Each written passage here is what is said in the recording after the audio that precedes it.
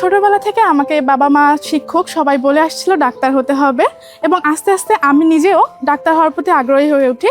But দুই বোন একসাথে একই মেডিকেলে পড়বো এটা আসলে কখনো ভাবা হয়নি। আসসালামু আলাইকুম, আমি মোসাম্মদ সুমাইয়া খাতুন। আমি ঢাকা মেডিকেল কলেজের পঞ্চম বর্ষে অধ্যয়নরত আছি। 2021-22 শিক্ষাবর্ষে রেটিনা থেকে প্রস্তুতি নিয়ে ঢাকা মেডিকেল কলেজে চান্স পেয়েছি। আসসালামু আলাইকুম, আমি ফাতেমা সিদ্দিকা। 2025-26 শিক্ষাবর্ষে মেডিকেল ও ডেন্টাল ভর্তি পরীক্ষায় আমি 71তম স্থান অধিকার করে ঢাকা মেডিকেলে পড়ার সুযোগ পেয়েছি। বর্তমানে আমি প্রথম বর্ষে পড়াশোনা করছি। আমরা দুজনেই রেটিনার স্টুডেন্ট ছিলাম। ছোটবেলা থেকে বাবা মা শিক্ষকরা আমাকে সবসময় বলতো ডাক্তার হতে হবে, ডাক্তার হতে হবে, এরকম শুনতে শুনতে আমি আসলে একসময় নিজেও ডাক্তার হওয়ার প্রতি আগ্রহী হয়ে উঠি।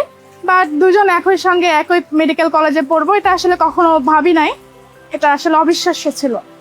ছোটবেলা থেকে শুনতাম যে বাবা মা বলতো যে তোমার বড় বোনকে ডাক্তার বানাবো, তো আমার ক্ষেত্রে কখনো ওইভাবে বলেনি।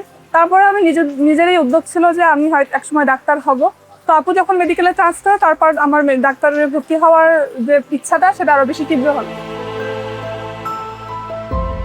এটা আসলে ভাবা হয়নি ছোটবেলা থেকে। আমার স্বপ্নই বেশি ছিল যে ডাক্তার হব, ওর সেরকম ভাবে বলে নাই। তারপর আমার ডাক্তার হওয়ার পরেই ও মেডিকেলের প্রতি আগ্রহী হয়ে ওঠে। বাট দুজন একসাথে একই কলেজে পড়বো এটা আসলে অবিশ্বাস্য ছিল। আমি বাবা হিসেবে আমার দুইটা মেয়ে ঢাকা মেডিকেল কলেজে চান্স পাওয়ায় অত্যন্ত আনন্দিত, আলহামদুলিল্লাহ।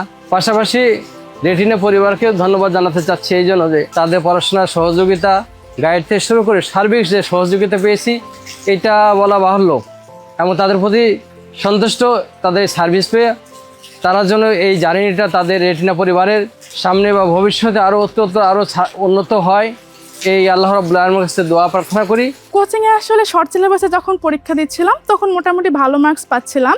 হঠাৎ করে যখন ফুল সিলেবাস দিয়ে দিল, আসলে হঠাৎ করে পরীক্ষাটা অনেক খারাপ হয়ে গেছিলো, মন খারাপ ছিল অনেক। তারপর টিচাররা অনেক অনুপ্রাণিত করলো, মোটিভেশন দেওয়ার কারণে আসলে আমি নতুন উদ্যমে তখন পড়াশোনা শুরু করে দিই এবং ভালো ফলাফল করতে পারি।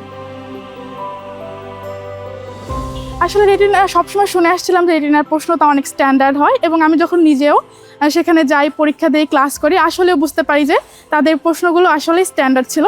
এবং তাদের যে প্রকাশনা বা ডাইজেস্ট যেটা ছিল সেটা আসলে আমাকে প্রশ্ন সলভ করতে বা কোথায় গুরুত্ব দিতে হবে এটাতে অনেক বেশি সহায়তা করেছে। আপু রেটিনার একদম রেগুলার স্টুডেন্ট ছিলেন অনেক আগে থেকেই।